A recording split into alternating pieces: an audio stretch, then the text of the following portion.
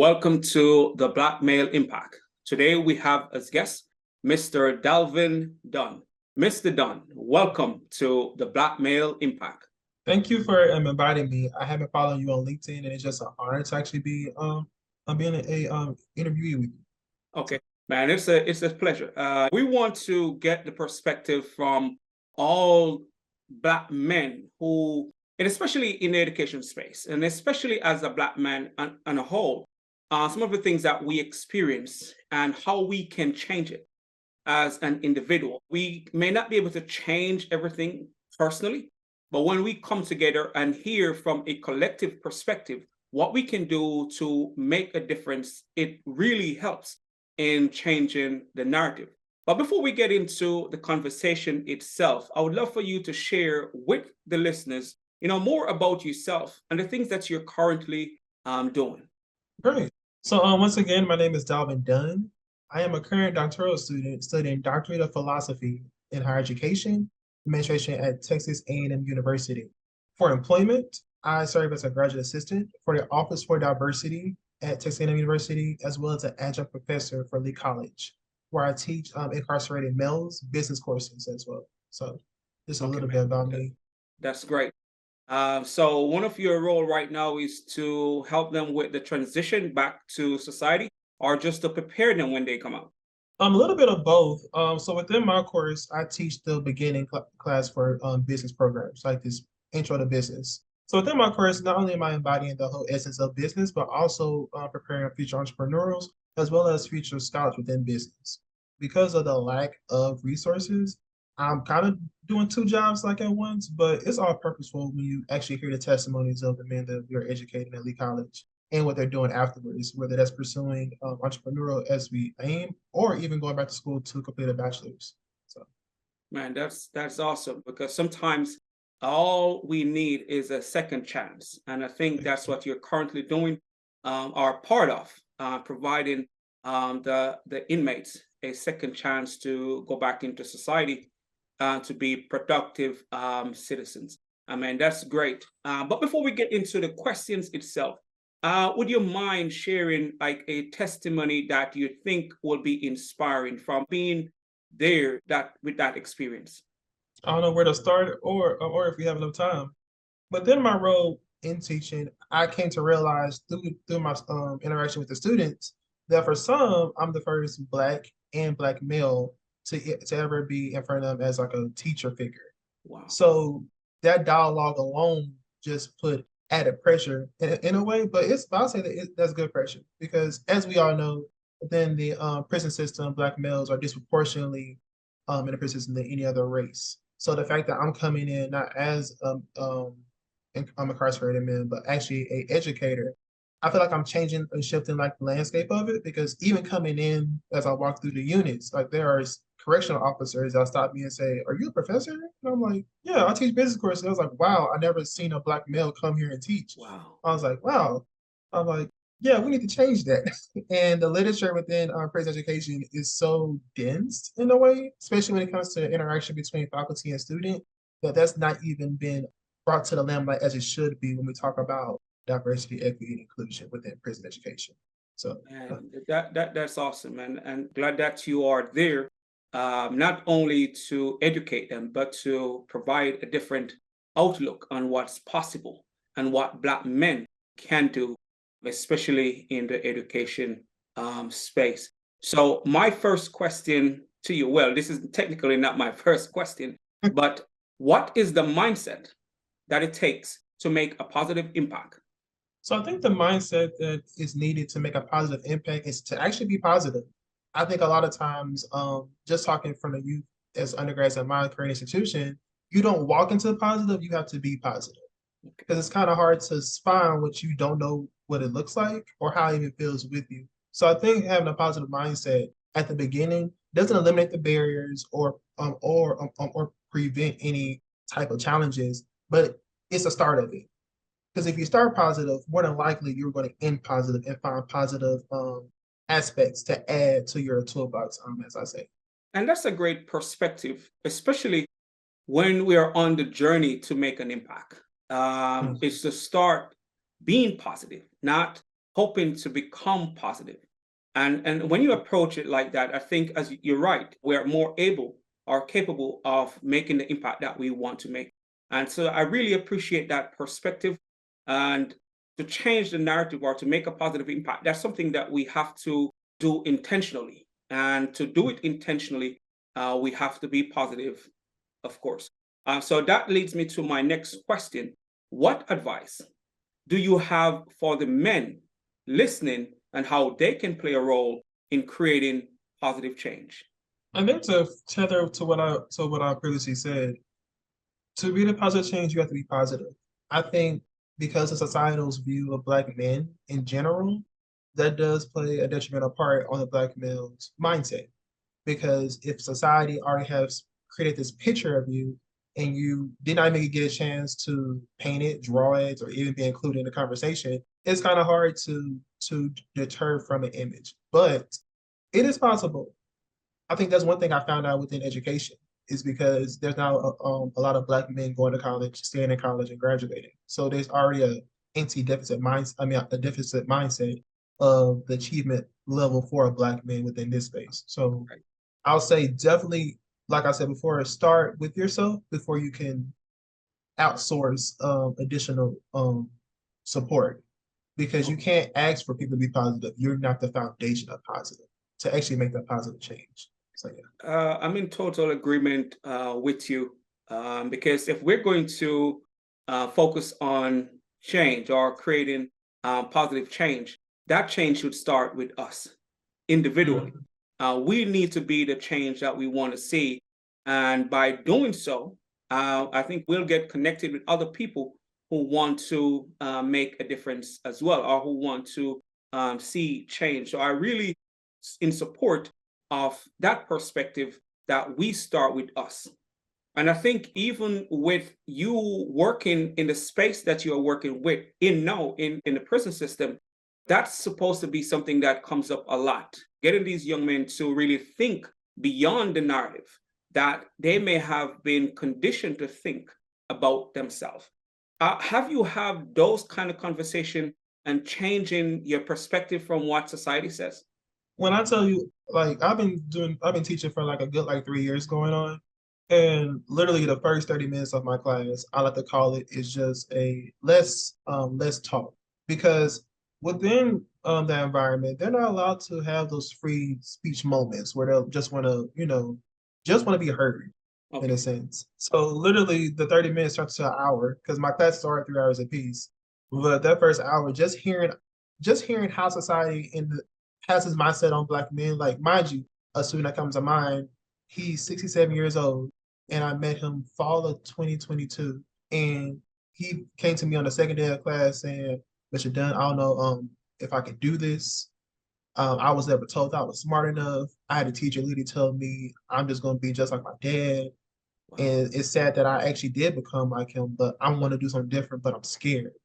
And I'm Wow. like, the first thing I told him, I said, "Thank you for being vulnerable with me."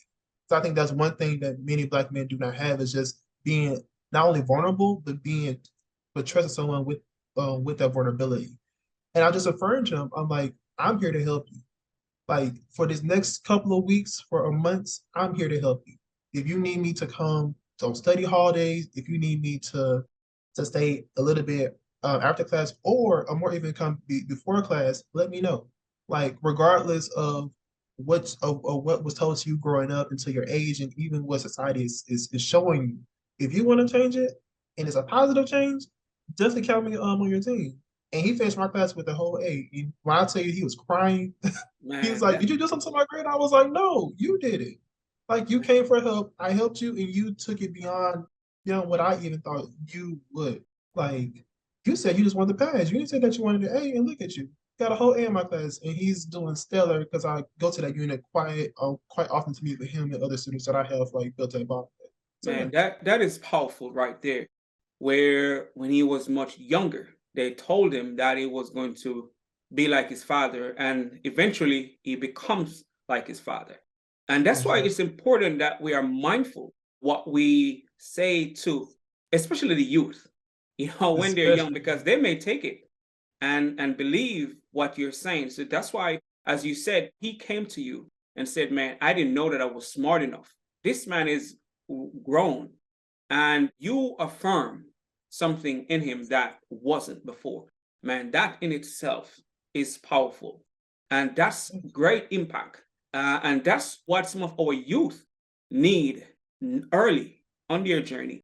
That affirmation, that support to let them know that they can do whatever they put their minds to and don't have to listen to the false narrative of society.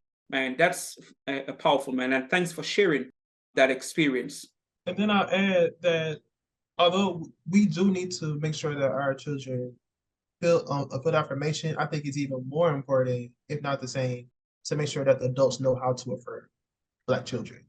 Because the fact that this gentleman at 67 carried on this trauma, this generational curse, as we call it, into his later years, I could only imagine how he regurgitated that same action to someone else, whether that's in the family, whether that's in the community, or whatever. So we need to bring those two groups together in a sense, you know, to make sure that we can affirm one another, so we can affirm one another in that same message. So yeah. Man, that is powerful and very, very important.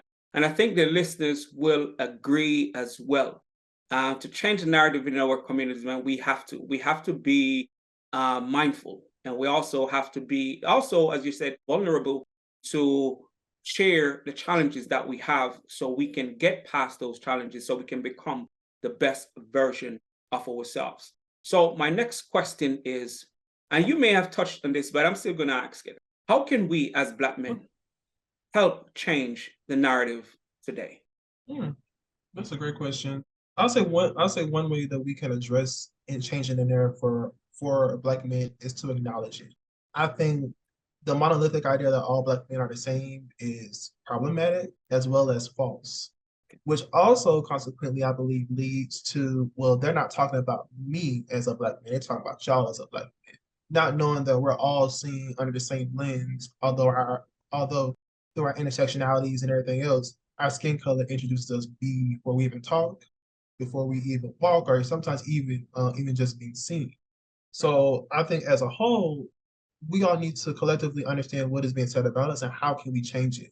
Not in the sense to reclaim it in a way, but change it. Because some of the narratives that are created by Black men, I mean, let me even mention about the face of Black men, like how Black men are the face of multitude of negative media, from killing to incarceration to diseases, sexual diseases, and just at the pit.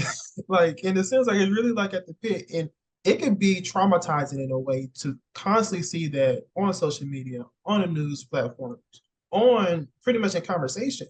Okay, yeah. It can definitely take. And even in the movies, when you watch most of these movies, it's a lot of negativity portrayed for Black men, and people watching not knowing that yes, it's acting, but it's also conditioning people in a way to look at us, and even how we look at ourselves, because we internalize the same thing that the world internalizes. And if some of us are not strong enough to realize that, no, we don't have to show up in the world in that way. So man, that's really important. Yeah, because I don't know if you remember, but when Black Panther came out, I was like, wow, we can actually be heroes and save our whole country. Yeah, like the whole like Wakanda thing. And then even to see like the videos that did surface on social media of young Black men, like children, like, wow, I want to be Black Panther, or I want to be some type of hero, because I can be. Yeah. Because if you depend on media, you would not like what you see. So yeah. That is true. Back. Yeah, that is true. We cannot depend on the media to paint the image of us that we want. We have to be intentional about the image and the stories that we want to be said about ourselves. And that's how we change the narrative, to take control of the narrative itself and share with the world the positives about who we are, and help to change the misconceptions and the perceptions that society may have of us. So my next question, I know you've been in education and you also a PhD candidate. So my question now is, what or who has influenced or inspired you to pursue the path that you're on? That's a great question. And it's two answers, but I'm gonna make it really short. My father, Christopher Ray Dunn, and I know if my mama sees this video, she's gonna be mad that I say her name. So Latasha Dunn as well. Hmm. My dad wanted to go to college when he was in high school. Got a baseball scholarship and everything. But his father didn't believe that men should go to college. Wow. So he had to sit back and watch his younger brother go to college. And I didn't understand the story until I graduated high school and got accepted into my college. And I saw him crying. I was like, why are you crying? He was like, because I always wanted to go, but I didn't have the support. But Wow. now I'm in a place where I can support you. Honestly, my parents were the main reason together why higher education was even introduced to me. Because although I come from like a small town where, again, there's a community college and a small emerging four-year university, there weren't much conversations about higher education in general, unless you were in the top 10% of the high school class, which disproportionately didn't include women and men of my melanin. As well as when I went to my community college my first year, my mentor, Mr. Robert Jones, took me under his wings. Literally, when I was in the bathroom, he was like, "Why haven't I seen you at a Black Student Association meeting?" I was like, "Because I didn't know that I could go." He was like, "We got a meeting in like 5 minutes. Follow me." And then I told him about my plans and what I want to do beyond the associate's degree. And hopefully at that time it was Juris Doctorate, but God said, no, it's actually a PhD. He was like, you are looking at higher education. Because I never forget what he told me and my friend. He was like, in a couple of years, these people you see in these roles are going to be leaving. It's going to be you all's job to fill the roles and actually take it above the level that we were able to. And literally like 10 years later, I was just thinking about that this past semester. I was like, wow, because I'm finishing up my second year. I was like, wow, he really told me to stick to higher ed, and here I am in our whole like higher ed program because of him. And throughout the time when I was at Prairie View University and Texas Women's University, just the affirmations I received from Black people, Yeah. not only Black men but Black women. Like Black women are not lying when they will ride for you to the end, as well as Black men, because there were a lot of challenges that I endured. But it was Black women and Black men that kept me on afloat because going to HBCU, that's a family. You ain't allowed to miss class. You're not allowed to slack off. That's right. Bad thing. I don't say the bad thing, but I was also working for the dean at the time, so it was like I haven't seen you at work. Do I need to call your mom and dad? No, you do not. I will be there, shortly. But it's just having that community, and I think as a Black man, and now looking at my other like Black male colleagues within the PhD program, I think learning how to build a community that you can trust and that you can be vulnerable with is one of the things that we're not necessarily taught to the fullest. Because we're taught how to make friends, how to network, how to, climb the ladder. But how about that community? Because when you are removed from the community, because mind you, I left Houston and now I'm in College Station where the demographics are different. Like when I go outside, I don't get to see 10 Black people in the first minute. It's like I only see 10 Black people a day. And Wow. that could be sporadic throughout the whole time like I'm there. So I think being able to build a community that reflects your values, reflects your passion, and reflects your commitment to the community. So I think that last part is not being really emphasized within a lot of things. So definitely learning how to build your community and let them hold you accountable. So that means you have to have people in your community that will call you and be like, hey, I ain't seen you at work. Hey, I ain't seen you at training. Hey, I ain't seen you at the study hall. Where are you? Like, have people there that can hold you accountable to make, because everybody do not want the best for you.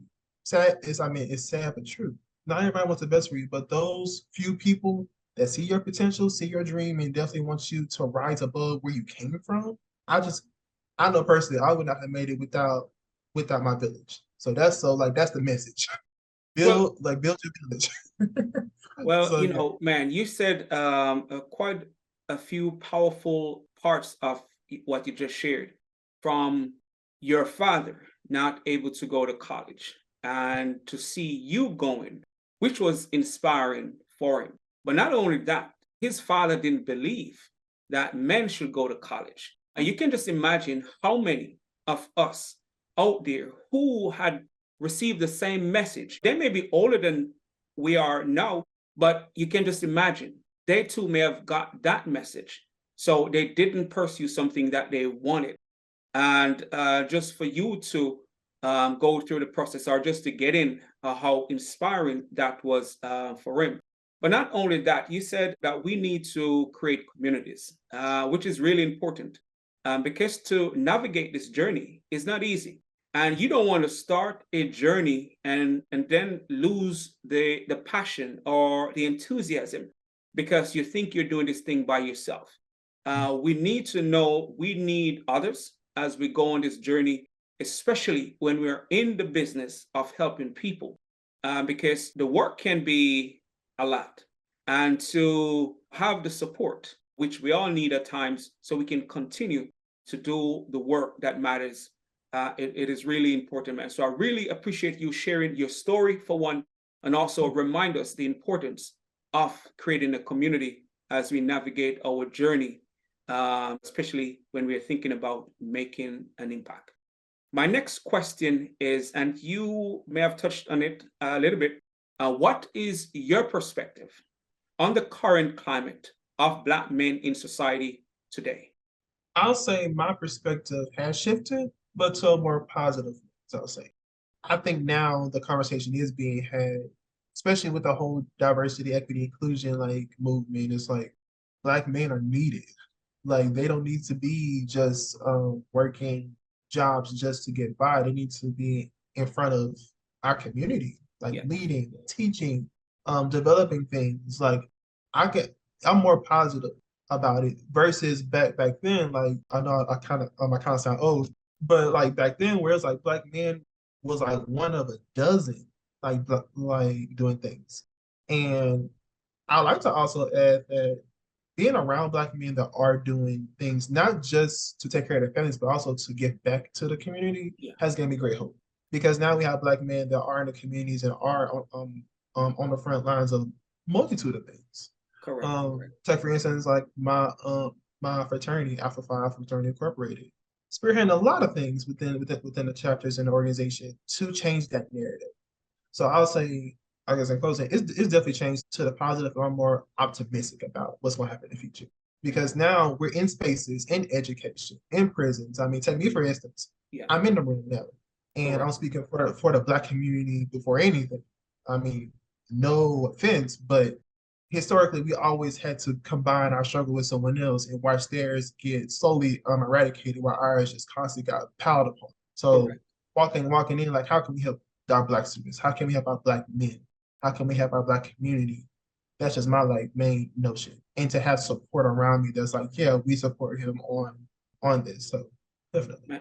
That is true, and I can attest to what you just said with hope and more optimistic, because when I started my journey, my doctoral journey, I didn't know that there were so many Black men with PhDs. So when I started doing the research and I saw all these papers are coming with Black men who have already completed their doctoral degree, I said, man, you know what? This is will not be as hard as people have made it to be, or want to tell you that the journey is going to be hard. So seeing them gave me hope when I was about to start that journey. So I really understand what you're saying. Now things look much better. And I believe, despite the challenges that we have, there are many Black men who are doing great work and making a positive impact. And my next question is, what change do you want to see in general amongst Black men? I know you talk about for us to form communities, but what are the change that can help to move the needle forward when it comes to us? I think my best answer for this one is mental health. Is actually addressing that. Because I have a colleague, a Black male, Coach Davis, who studies Black men mental health. And I was kind of oblivious to it at first because I was like, mental health. But then after reading what he's finding and what he's doing, I'm like, wow, we need to have this conversation just for us. Because there are a multitude of things that we do not address and we mask it with masculinity. And that's becoming toxic, that's becoming detrimental, that's becoming an illness that is starting to spread into even our youth. I mean, we can look on social media right now and see more physical altercations than graduations. That's a problem, a huge problem. Yeah. So addressing mental health would be number one. And then number two, just the support of one another without the crab in the barrel like mentality. Because I will say, not me personally, but I have seen, oh well, since he's got this going on, I'm gonna block him from getting this Correct. because he don't need that. And I think that's not being talked about a lot more because that's happening more so a lot more than or probably equal than other things. But just a crab in a barrel like mentality. I mean, I came from a hometown that if you went to college on academics, you weren't praised unless you went based on athletic. Correct. And I'm like, how could now imagine that same expression being put onto a senior in high school? Well, if I want my hometown support, I need to play a sport versus going through academics in a way. And this is coming from black men, like in general. They will ride for you at the games, but at graduation, at spelling bees, at academic competitions, it's not equal. So if we're going to support, we need to support authentically and support genuinely, not just be so narrow to like one thing that's typically leads to like a large lump sum of money, fame, fortune. Like let's do that also for the academic part too, because personally, I think that's the reason why there's a lack is because there's no support for a black male that has an academic level beyond the average. Because even like my mentor, Dr. Bonner, who studies black males achievement. Who would have thought who would have thought that a black male can get into a high honors college or into a program designated just for gifted and talented students? Like no one has even thought about that. But there are black males that are doing it, but do we have the support? And what does that support look like in a sense? So I think in essence, just being able to support and actually be genuine with it is like the first step, I'll say. Well, the response you just shared could have been the entire conversation from mental health. That is something that we need to address, of course, because all of us, a lot of us, most of us, I would say, grew up in an environment where we have to be tough. We have to suppress how we feel. We have to suppress the challenges that we're dealing with and don't talk about those challenges. And also, another important point that you've made is the crab in a barrel, where we sometimes don't want to support each other because we think they're going to be more successful, not realizing that if they become successful, it make it more easier for you, for everyone else to be successful. So that's one thing that we have to get past, but that's also a condition that we have ingrained that have been ingrained in us, and it's unconsciously because some of us grow up in an environment where you see things happening and then people not supporting. If things start to progress for somebody, they stop supporting that person because they don't want that person to keep making success or making progress and not realizing that their success will help us to become more successful collectively. So those are two things that we really need to address if we're going to move the needle forward. And if we're going to break down those barriers, because we may be thinking that we need people to do for us what we should be doing for ourselves to move forward. But there are things that we can do, and we should do the things that will help us to make progress. So I really appreciate that perspective, or those 2 points that you have made when it comes to us, what needs to be addressed generally amongst us as Black men. My next question: what was a pivotal moment in your life? And again, you may have shared it because you said when you went to your freshman year at college, the dean took you under his wings and said, "Man, what have you ever thought about this?" But even throughout the experience, what was a pivotal moment for you? Okay, so there's actually like two more. So when I transferred to Prairie View A&M University, it's a historically black college university in Prairie View, Texas. Go Panthers for my HBCU people. I was an orientation leader. Orientation leader consists of a student that just walks around with a group to introduce them to the campus, the student engagements, the buildings, the history, pretty much giving you the foundation of why this institution exists and why it needs to still be in existence. I remember there was a family that I had toured with, and afterwards they were like, "Aren't you got some Duns in Texarkana?" I was like, "I'm from Texarkana." They're like, oh, we know your family. Your mom talks about you all the time. We just never saw your pictures or never saw you in person. I was like, yeah.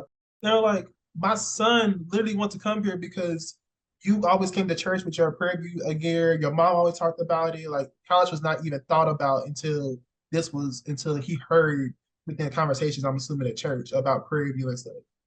And just hearing that is like, wow, like, although I would love to bring my hometown with me, like wherever I go, but it's like the fact that a young man I never knew overheard a conversation, said, okay, well, if he came from my hometown in my school district and went to a university, I can do the same thing. Right.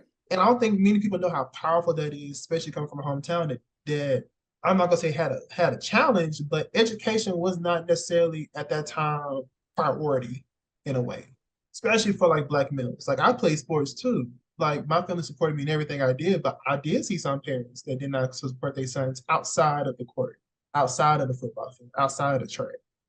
Like I've seen it, and it was like, dang, I wonder what would happen if you got the same support in another way or in different spaces. But then also recently, I got the opportunity to present at a conference named RAMPed Research was I think it's Research Association of Minority Professors in Houston, and I did it with some of my look with black men in my department, Mr. Luster, Mr. Marquise Luster, Mr. Carlos Pinkerton, and Mr. Samuel Austin Evans. Like black men, like four black men in a PhD program. Mind you, I didn't see that, and I went to HBCU. Right. But to go to that conference and have professors from all across the country affirm you, like, wow, your program has four. Like, mind you, Texas A&M University has a lot of names, but being a place for Black students is something that they're working on now. But just the fact that we could go to a conference, an all Black conference at that, and they're like, wow, y'all all four at A&M.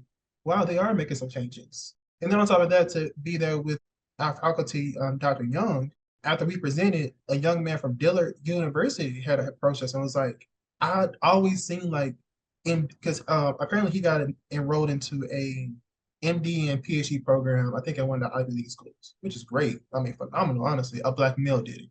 But he said, I always seen like MD black males, but I never seen a PhD black male before. Like I never met a PhD black male student actually in the studies.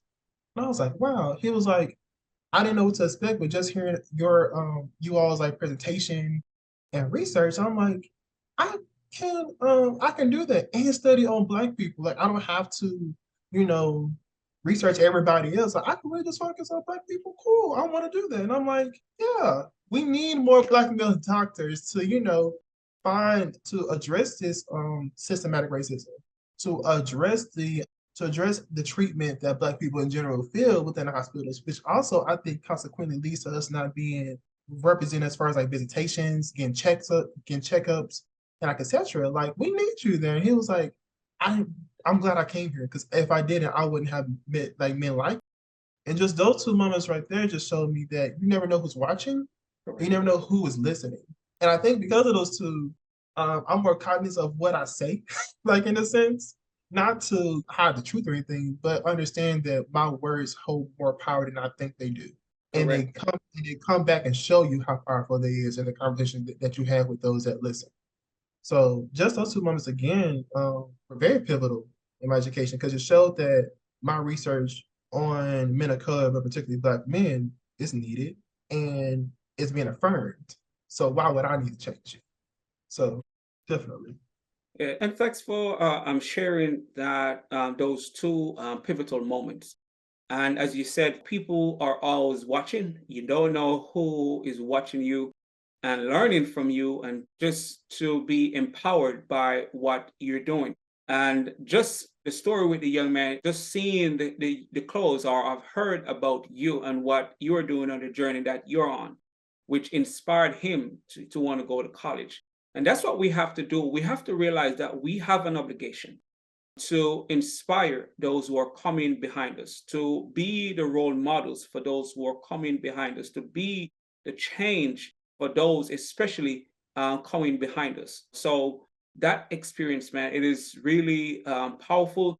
And I know the listeners who are listening realize that just by showing up, even in the clothes of the university that you go to, you will inspire others to want to go down that path and see the value in the institution or just education on a whole. So, man, thanks for sharing that with your presentation. You know, people are always going to see, but it's always great to be an inspiration to others Yeah, because we never know who's because that's watching. what I be telling black men, like especially like campuses, like of course I tell them like it varies like undergrads to like PhD. I'm like I understand your research, you have to work, homework and everything. But if you can be just present when someone else when like a black male is like presenting. Mind you, at my institution, I attend all the black events because I just know me being there is like enough in a way. As well as for like research, like my department knows, like I support all research, but when it comes to, like the black students and black males, like research, like black presentations, like that one's always gonna be there. Even if I don't know what it is, like I'm still gonna be there to support because that affirmation from one to another. I want to say I did a poster presentation in March, and one of the judges was like a black man, and he was like, "This is great work. Like here are some pointers, but I mean just getting affirmation from him because I mean of course, affirmation from like faculty, colleagues, and like other people is important. But that affirmation, like, I see your research. Look, I see what you're doing. I'm trying to be like you. Like those type of things just make you be like, wow, like my research is really doing something because I'm getting a response from a person from the community which I'm studying. And it's like if he gets it, then I know it shouldn't be hard for everyone else to like get it as well. So definitely like show up. Definitely. That's right, man. We have to. If we're going to change the narrative, we have to show up and do the work, especially when we have a passion for the work. We can't just keep those thoughts to ourselves or those ideas, but to show up and do the work in itself. My next question is, what life lesson have you learned late in life that you believe is important and can benefit this current generation? Wow, that is a great question. What life lesson? Because it's a lot, especially within this program. Like when I tell you, I think, yeah, me and life have became real acquainted. I think one of the life lessons that I learned is that you may not understand it now, but you will later. I Hmm. think as a society as a whole, we always want to anticipate what is going to happen. I mean, think about the movies. Like we anticipate the plot, we anticipate the scary monster like coming out. We anticipate it, so we prepare ourselves. And I think because this program, I've really gotten to a place now where life is telling me, you don't know what's happening, so why are you worried about what's going to happen? That's energy you put into something that you don't know what how it'll work in your favor. Put the energy back in yourself. That's why me personally, I think now I got amnesia to not stressing about things that I can't control in a way. If I can't control it at this moment, I'm not worried about it. Like it'll come back around in a better fashion to where I can not necessarily control it per se, but have some type of influence on it. So I think that's one life lessons I learned is just let things go that is not beneficial to you. And you may not understand it now, but you will later. Because the stuff I knew at my first year, what I expected, it came around and I was like, wow, I dodged a bullet. Wow, I'm glad that didn't work out for me. Wow, this opportunity I got now is way better. Like now I'm just like, if it's for me, it's gonna come tenfold back to me. That's just about like my motto now. And I like to think that life had like pretty much instilled that in me. Although I was kind of hard headed at first, but definitely. Well, and I'm really glad you shared that perspective because you're right. We sometimes waste time worrying about something that we cannot control and then realize that the time we wasted and things work out better could have been used to do something else, something more productive. And a lot of people do worry about what tomorrow is going to bring, not knowing exactly what tomorrow, and waste today and don't do what they can do with today. So that's a great reminder to all of us, not just to the next generation, but to all of us to make sure we take advantage of today. And Absolutely. yes, we want to do the best we can for tomorrow, but what we do tomorrow will be because of what we do today. So we do the best with today, so we are prepared for tomorrow, whatever tomorrow brings. So thanks for sharing that perspective. Where can the listeners find you and help support your work to make a difference? Sure. You can follow me on LinkedIn at Dalvin Dunn, Dalvin, and then Dunn Dunn. Same name for Facebook. For those two platforms, it's pretty much how I engage with my followers, as well as actually brainstorm like ideas just from looking at dialogues and social media posts and articles and etc. to ensure that the research I'm doing contributes to the ultimate goal that the community sees fit either at that moment or within the future. So definitely check me out on those two platforms. Okay. And I will definitely put ways to connect with you in the description. So when they watch the video or listen to, they'll find information later as well. So my final question is, what impact do you want to have on the world? That's so powerful. I think one impact I want to have on the world is being able to show, in addition, another type of Black man. Okay. That it's okay not to follow the metric of what society and media is projecting. That you may not be understood at that moment, but you'll be understood in a later day, in a way. That's one impact that I'm actually still striving for, because as I walk through the university, I changed the narrative just by me being at the university as a student, as a PhD student, showing up to conferences as a PhD student, showing that Black males can go beyond the limited capacity that the society has placed on us.